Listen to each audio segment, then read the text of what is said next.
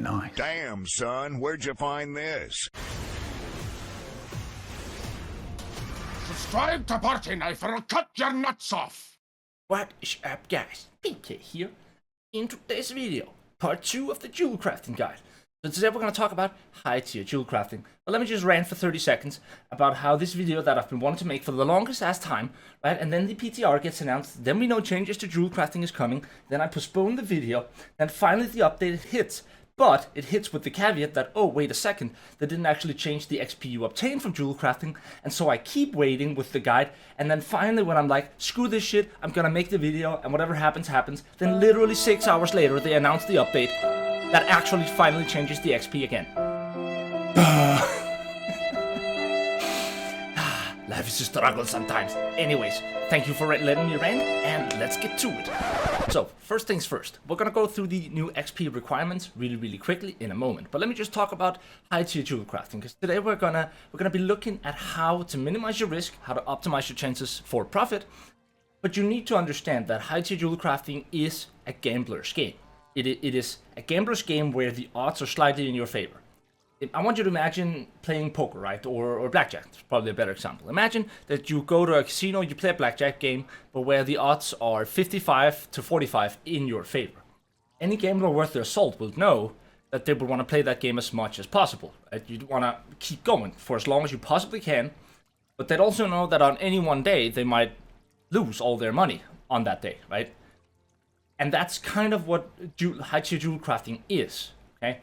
And that is why it's very important that you always craft a large sample size. Because if you go in and you only craft 2 or 3 pieces, chances are you're not going to make a profit. You're just going to lose 100% of your, maybe not 100%, but you're going to lose a lot of your gold, and then you can't buy back in, right? That's the problem.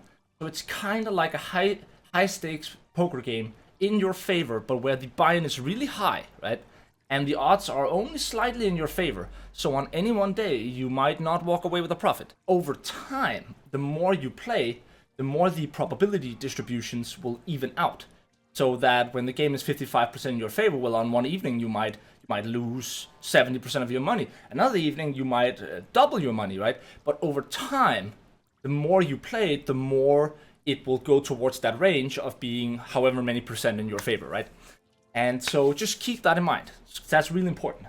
Now, I did the math, and if we compare pre and post 1.1, so that is a few weeks back, the XP requirements went up by a factor of 1.97. So essentially nearly a doubling, right? And what they've done with jewel crafting that's a bit different actually than all of the other crafting professions now in yesterday's patch is that they've given equivalent XP increases to all of the 4 stages. They've all been multiplied by 1.85. So whereas before you would get 192 for crafting a flawed amulet, now you're going to get 356. For the regular ones, they've gone from 672 up to 1,244. Then we have the brilliant, which have gone from 1,200 to 2,220. And pristine have gone from 2,000 to 3,700. So what does all of this mean? Well, it means that everything I said in part 1 of this video still holds true, only to a slightly lesser degree. Essentially, by putting the same multiplier on all of the XP gains, you're going to end up with a difference between pristine compared to a brilliant. And the difference between the two has gotten proportionally smaller to the amount of XP you gain. But in a sense, nothing has really changed. In that, if you do the math, you still end up with brilliant and regulars being the best XP for gold you can get. So the regular ones are still slightly better. So in terms of just pure jewel crafting XP, you still want to be focusing primarily on the tier 3. But I would also supplement with brilliance, as you're going to have brilliant gems drop from time to time. And you might as well just cut them and get more XP for crafting that particular gem. So essentially, you should still follow the same strat. Everything still holds true. So essentially, the difference between what they've done with jewel crafting as opposed to with all the other professions is that the XP increases were more exponential on the higher tiers. So with that out of the way, let's get to the interesting shit. Right, so the first thing you want to do once you have your trophies and such, which I should just showcase here. You can see here a major, where is it? There it is. Major armoring trophy, major armoring trophy. Now, it's of course super important that you start off by getting 3 minor trophies. That's gonna give you a +9 to the minimum gear score. Whereas if you had 3 basic, that would be a +12, and 3 major is a +15, right?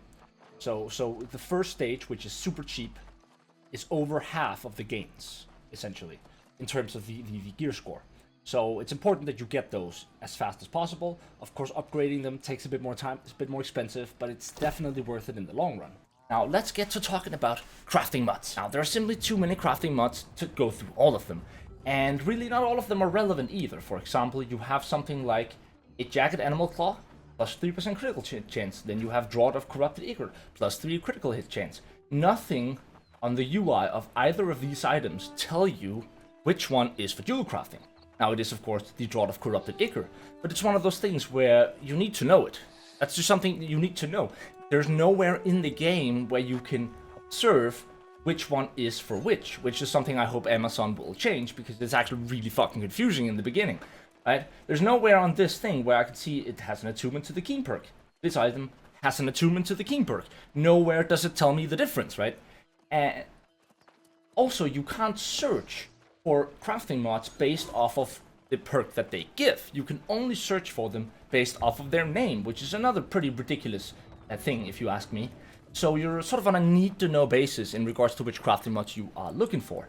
Now, the prices have skyrocketed for 2 of the most used crafting mods. This one has gone from 200 gold to 800 gold. And it is the one that you can apply to amulets. It is your go-to amulet mod.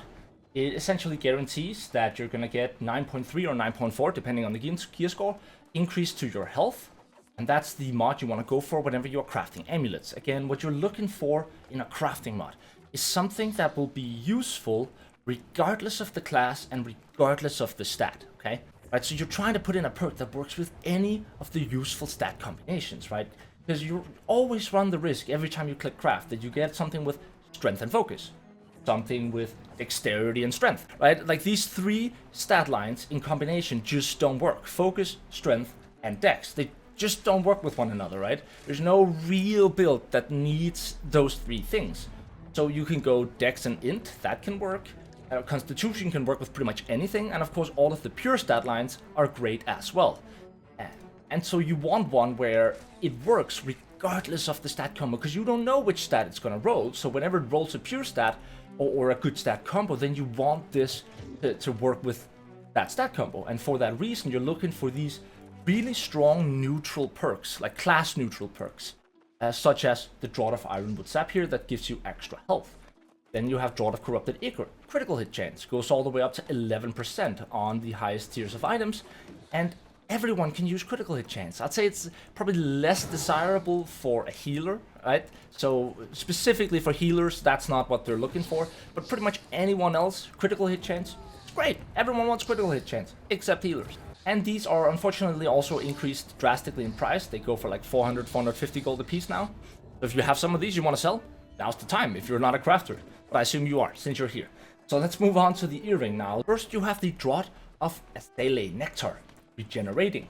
You gain 0.25, of course that number is higher. I believe it's upwards towards of 0.48 health every second. Percentage, right? So this is just health regen. Everyone needs health. You don't have health, you're dead. And then you're doing something wrong. So that makes sense. They go for roughly 100 gold, so quite a bit cheaper. And then you have the drop of 𝒮𝔞𝔤𝔢𝔯𝒮𝔮𝔲, Nimble, stamina regen. This is what you want as a dexterity user, so if you're using the bow or the musket, stamina regen is absolutely crucial. Again, it's also not terrible for tanks, because again, they block, they need stamina for that. Everyone dodges, including mages, so it's also pretty class neutral. And so these are dirt cheap, they go for like 10 gold a piece or something, so that is something you can take advantage of. In terms of risk management, by far the least risky craft you can do is a ring with keen awareness, okay? That's the least risky you can do, because if it's a purple, it only rolls 1 extra perk, and that 1 extra perk is guaranteed not to be something like +5 engineering mastery or harvesting luck, right? So a slightly more risky one is the amulet, again, because the amulet can roll all of these luck combinations, like again harvesting luck, mining luck, and it's not that there's anything particularly bad about mining luck, it's just that it's not what you want on your PvP gear, right? You can go and buy a terrible piece with high mining luck, and that's fine. But when you spend like 5 to 6k gold to craft a single piece, then mining luck, or any other luck for that matter in that category, is just not gonna cut it, right? And so it's a lot riskier to roll an amulet. And also keep in mind that whenever you roll a legendary, the chances of actually getting one of these bad perks is higher, right? That is why a perfect legendary piece is so expensive. Because actually getting a legendary piece, and this one is not particularly good, this is one that's actually terrible. I could have equipped better ones. I don't know. I'm looking for the perfect piece, right? I'm looking for the perfect piece before I replace it. And rolling the perfect one is really freaking hard, make no mistake, okay? I have crafted, a rough estimate, 300 pieces of 595 to 600 gear. And so far, I would say I have rolled probably 2 to 3 of what I would call at least nearly perfect pieces. And none of them were for dex users, so I don't have any of them equipped, right? These are the pieces that sell for 40k gold a piece, right? Possibly even higher. I have one on the market right now, an earring for 55,000. Because earrings, the last one, is the single hardest ones to roll flawlessly. Because there is so many terrible things you can roll on, right? You can roll cooking mastery, you can roll engineering mastery, you can roll armoring mastery, you can roll all of the different crafting profession masteries, right? And that is just not what you are looking for on such a high tier piece. And so earrings are the most expensive. You can also see if you go and look on the market, right? So it's where the biggest risk is, it's also where the biggest reward can be. But I would probably suggest, especially in the beginning, depending on your capital, I would start out with rings and possibly amulets, but I would I'll be a little bit cautious of crafting too many earrings, because that's you know, that's a bit on the risky end. If you see here, 1, 2, 3, 4, 5, 6 legendaries, right? Let's compare. We go to amulets. Quite a few more. Let's check rings. Several pages. See, that is because rings have the lowest chance of just being completely useless, right? They're less likely to roll one of those terrible perks. But that of course also means that the market is way more saturated, way more people are crafting rings because they know this, and so for that reason, this monstrosity of rings. And if you go and check here on earrings, right? Let's take a look here. Okay, let's see, there are 6 legendary rings on the market right now. Most expensive one here being mine. Pure Constitution, Mana Toast, Refreshing, and Nimble. Okay? So this would be preferably a mage piece of sorts. Again, Mana Toast is not the best, so it's not a perfect piece right there. I would have replaced Mana Toast if I could, with either the one that reduces cooldown on potions, for example, that would have been great, or the one where when you drink a potion, a regeneration potion, it removes a debuff, for example, that would also have been slightly better. But for mages, this is good, right? This is a perfect mage piece, almost perfect mage. Because it is, of course, a con item, but mages need con as well. So it is hovering in the range of, I would say, the top 3% of pieces or something like that, right? But it's not the best of the best. It's not 100% perfect, but it's close, right? Now, if we look here again, Jewelcrafting Mastery, boom, 10k. If it's even gonna sell for that, it definitely could, but it's not a guarantee. See here another one, 10k. Engineering Mastery. Let's see here another one. Boom. Jewelcrafting Mastery. 19k. He's not gonna get 19k for this. Let's look on here. Let's see here. What do we have here? Arcanist Mastery. That's too bad, right? Literally all of the value. This one is not gonna sell for this because it has Arcanist Mastery on it. Pristine Onyx Ring. Oh, here we have another one. Finally someone who has not rolled one of the terrible perks on his legendary earring, right? Too bad that it has intelligence and dexterity. Again, that is not the worst combo. This is actually a decent piece, now that I think about it. It's not... No, sorry, I take that back. It's actually not. Because it has Mana Toast and Focused on it. 2 perks that are exclusively for mages. At the same time, it has Intelligence and Dexterity, which is only useful for musket players, pretty much. Which means the 2 just don't work together. It's a bit of a trickery here, right? Because everything looks good on this piece, but it's actually not that great. So this is almost certainly not going to sell for 40k. And then we have my piece here, which might not sell for 55.5 either. There's no guarantee. It's a bit optimistic. If it doesn't sell before it runs out in 54 minutes, which it obviously most likely will, I like to put them in for a day at a time, then I'm going to reduce the price to something like 49k, right? And try from there. And if that doesn't work, I'm going to put it down to 44k. We'll see. But in any case, earrings, very, very hard to craft. And so really what you need to be doing already in the beginning is step 1, onyxes. you need onyxes. There's only 2 things really you craft with. Three. Some people like diamonds, but primarily you're going to be using cut pristine onyxes, and once in a while you can use a pristine pearl. The pristine pearl should always be crafted in combination with a chunk of adderstone. That's because then you're looking for a luck piece, right? If you're going to have one luck, you might as well have the other. Makes sense. And so you need buy orders, particularly for the 2 expensive crafting mods, and you need to remember these. There's no way around it. You have to get to a point where you can remember Draught of Ironwood Sap, you remember Draught of Corrupted Ichor, that's 2 draughts right there, right? Then you're halfway there. That's a 3rd draught here, regenerating, right? So just remember the word draught, okay? And then you have a drop of 𝒮𝔞𝔤𝔢𝔯𝒮𝔮𝔲𝔞𝔡. And these are your primary crafting mods. Not the only ones that you can use, but I'd rather keep it simple here, stick to these at first, and then we can always do an updated version. Because if I just go through like literally 30 crafting mods, chances are you're not going to remember any of them. And that's not very helpful. So if you can take one thing away from this, just keep these 4 crafting mods in mind. This is absolutely crucial, okay? Then, of course, you need to always have buy orders for Asmodeum at any given time. You need to track the prices. You need to know what the prices is at different times of day. The price fluctuates, as we've talked about before. So in peak hours, the price can go all the way down to 320 to 340 gold. And during night times, the price will increase all the way up to 400, sometimes 500 gold. And of course, this is because this is a time-limited resource that is really, really popular. And what this does is because you can't craft all the stuff you need yourself. Like, keep in mind, 10 a day is the maximum. And you need 13 for a single piece of jewelry, right? And so there's a limited supply, a hard cap on the supply of Asmodeum. And more people are 200 smelting than there are people that are 200 in any given crafting profession. And so more people can produce Asmodeum than there are people who can actually use Asmodeum, right? And so what that does is in peak hours, everyone gets in. There's a bunch of people that are 200 smelting. They need gold. They see an opportunity because Asmodeum sells, like nothing else. And so they craft their Asmodeum, they put it on the market, they sell it. The market decreases in value because more and more people are going in, selling their Asmodeum, undercutting each other. There's plenty of it. And then as the day progresses, fewer and fewer people are coming in for the first time, right? Or logging in for the first time. So there's fewer and fewer people crafting new Asmodeum as the night goes on. More and more people logging in and starting to do crafting. And so the numbers will shift to a high supply, low demand early on in the day. And then as peak hours progress and it goes through, then usually the demand goes up, but the supply goes down. And so the prices increase drastically. And it fluctuates like that every single day.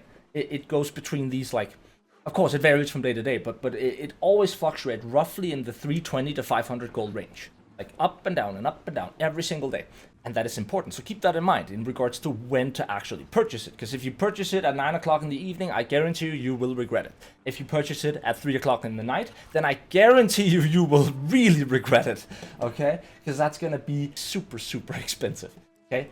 Then you need to have buy orders for every single level of onyx.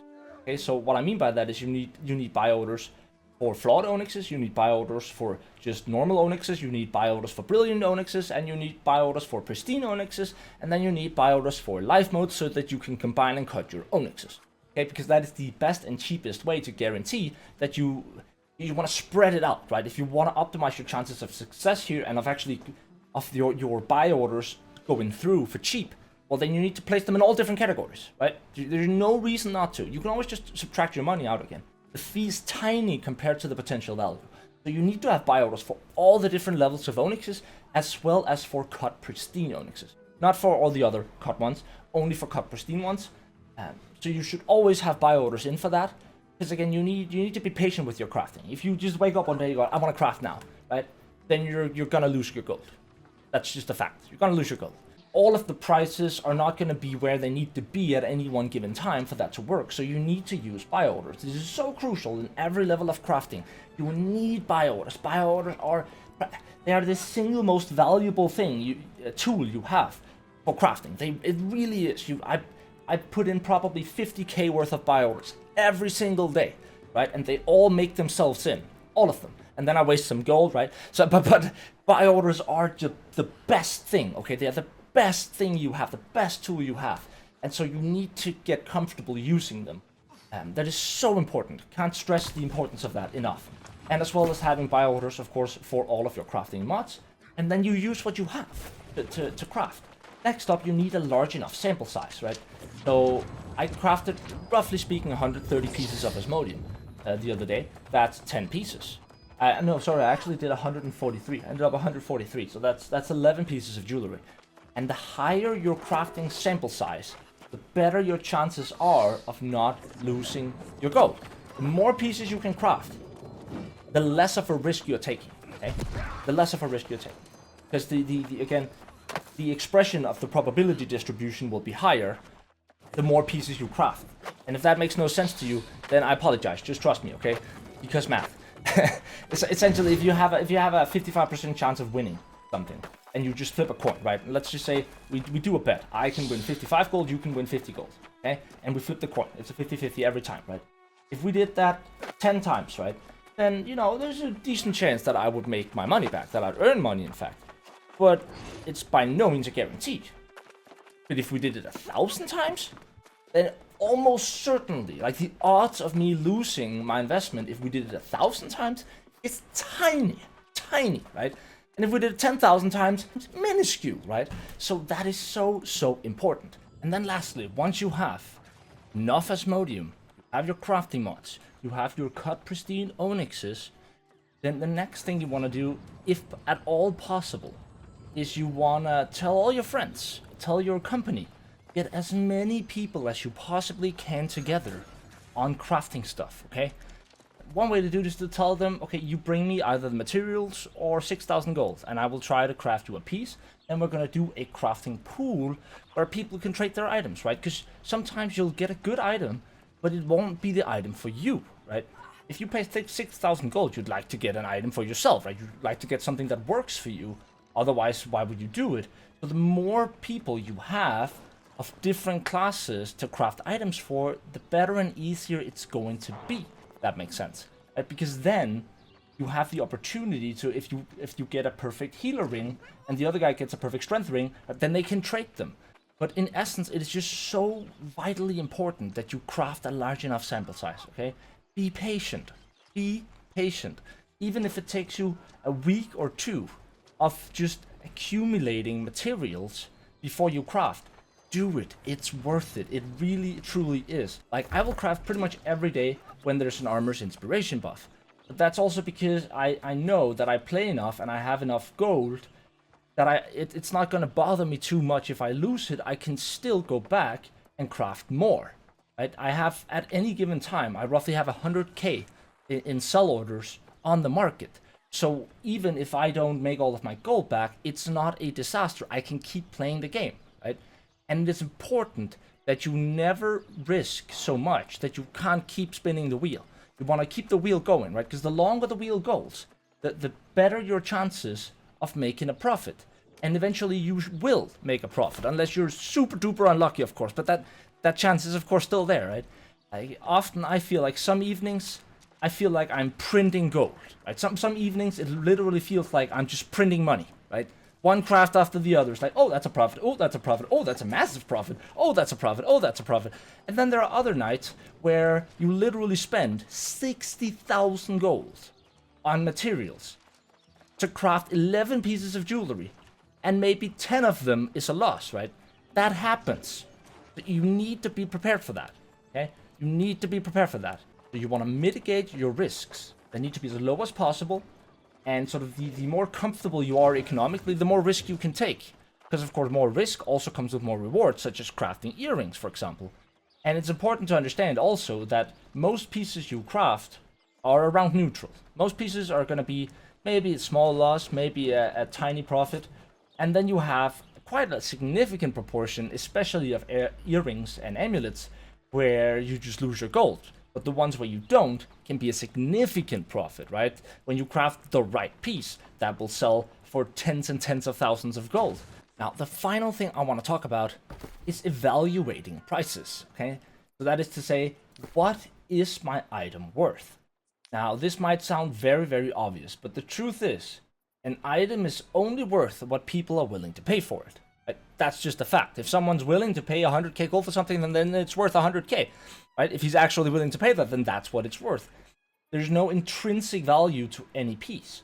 And what that means is with certain items at certain times, depending on the market, you might have a piece where you're like, well, this is for sure worth more than 5,000 gold. But if no one's willing to pay that right now because the market is saturated, well, then it's not really worth that anymore, right? And that is important to keep in mind. You cannot be too stubborn with your price ranges. You just cannot, okay? Selling, actually liquefying the items you craft and actually having them sell is super duper important.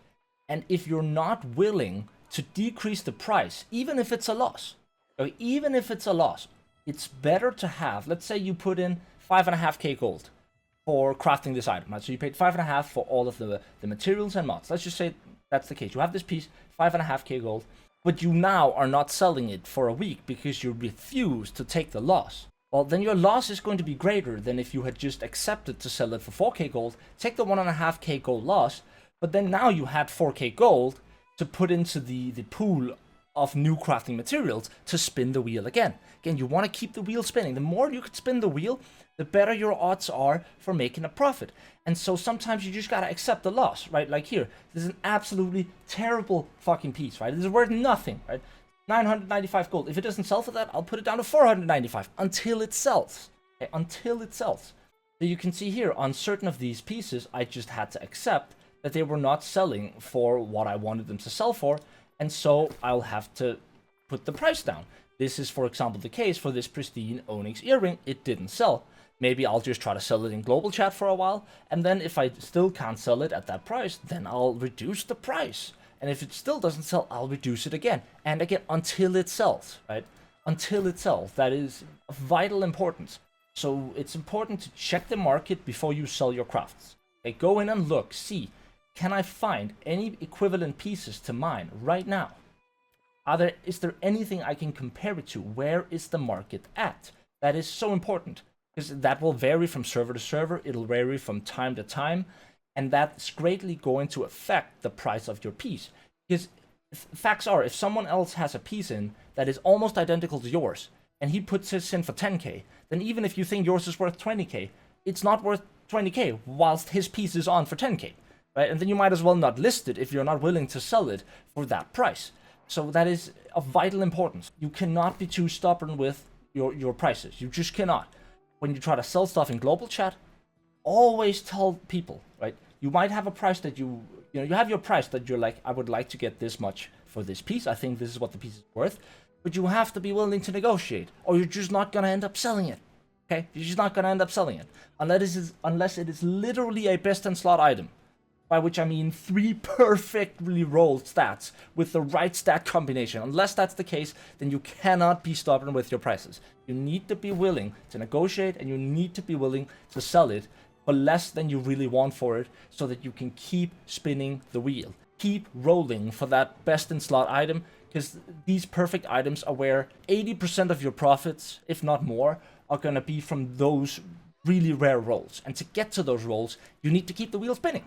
Right? You need as many shots as possible to get that one item that's going to make you most of your profits. Right? And then there's a small margin of your profits that's going to come from those mediocre mid pieces, right? That have good rolls, but maybe they're 599 gear score with perfect rolls, but they're not the legendary one. They'll turn a decent profit.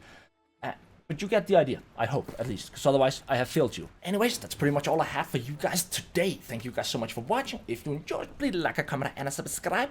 Let me know down in the comments what you guys want me to do next. I'm considering making a furnishing, both a leveling guide and just one about interesting furniture stuff. I don't know, I enjoy furnishing, okay? I actually think it's kind of fun to like just sit and create some of the backgrounds for my videos. I don't know, I enjoy that. In any case, thank you guys so much for watching, and as always, I love you guys. Stay awesome. Peace out.